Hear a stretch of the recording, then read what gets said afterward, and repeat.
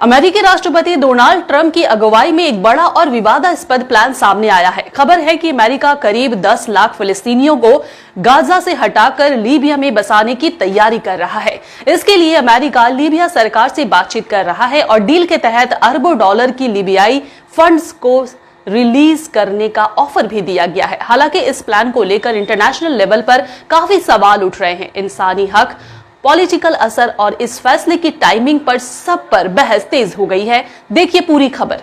America में Donald Trump प्रशासन युद्धग्रस्त Gaza पट्टी से लगभग 10 लाख फिलिस्तीनियों को लीबिया में स्थायी रूप से स्थानांतरित करने की योजना पर काम कर रहा है।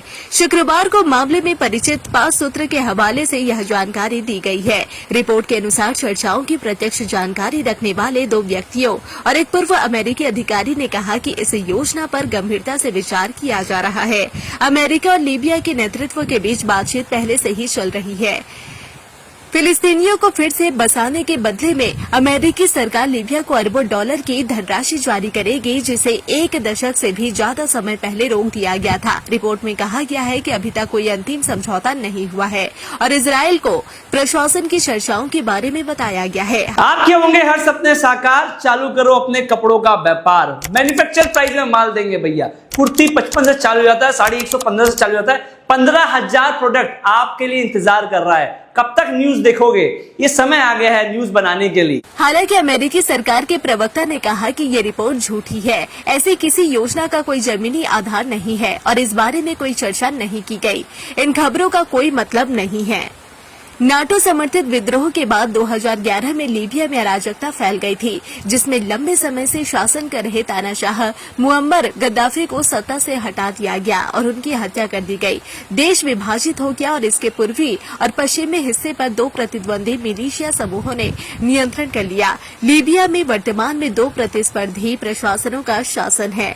अब्दुल हामिद दबीबेह के नेतृत्व वाली अंतर्राष्ट्रीय स्तर पर मान्यता प्राप्त राष्ट्रीय एकता सरकार और प्रतिनिधि सभा समर्थित राष्ट्रीय स्थिरता सरकार, जिसका नेतृत्व लीबियाई नेशनल आर्मी और उसके कमांडर खलीफा हफ्तार के वास्तविक शासन के तहत ओसामा हमाद द्वारा किया जाता है, GNU त्रिपोली में स्थित है और देश के पश्चिमी हिस्से को नियंत्रित करता है, जबकि GNS पूर्वी और मध्य क्षेत्र में काम करता है। इस विभाजन ने लीबिया में सत्ता के 2 केंद्र स्थापित कर दिए हैं, जिसमें दोनों सरकारें वैधता और देश पर नियंत्रण के लिए होड़ कर रही है। इस बीच इजरायल ने शुक्रवार को गाजा में दर्जनों हवाई हमले किए, जिसमें स्थानीय स्वास्थ्य अधिकारियों ने कहा कि 108 लोग मारे गए, जिनमें ज्यादातर महिलाएं और बच्चे थे। इजरायली अधिकारियों ने इसे हमास पर बंधकों को रिहा करने के लिए दबाव बनाने के अभियान की शुरुआत बताया।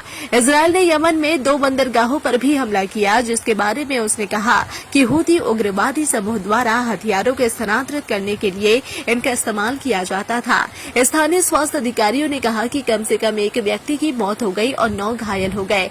इस बीच हमास के गाजा प्रमुख ने कहा कि समूह सभी बंधकों को इजरायल द्वारा जेल में बंद फिलिस्तीनियों की एक निश्चित संख्या के साथ बदलने के लिए तत्काल बातचीत करने के लिए तैयार है, जिससे इस क्षेत्र में युद्ध समाप्त हो जाएगा। इजरायल के साथ अप्रत्यक्ष वार्ता के लिए हमास वार्ता दल का नेतृत्व करने वाले खलील अल-हैया ने टेलीविजन पर दिए गए भाषण में कहा कि समूह अंतरिम युद्ध विराम समझौते से इनकार करता है।